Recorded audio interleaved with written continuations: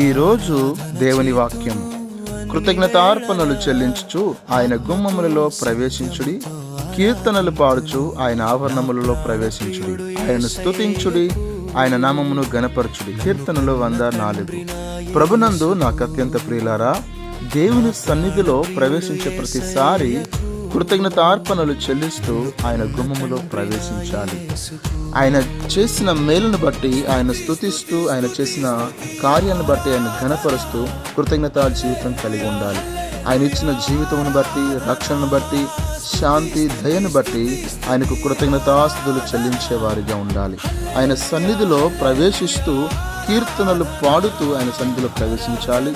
ఆయనను ఘనపరుస్తూ ఆయన గుణాలను బట్టి, ఆయన శక్తిని బట్టి, దయను బట్టి ఆయన ఘనపరుస్తూ ఆయనను మనము స్తుతిస్తూ కొనియాడుతున్నారు. అటు కృప దేవుడు మనకు దయచేసి దీవించి నడిపించును గాక. ఆమేన్.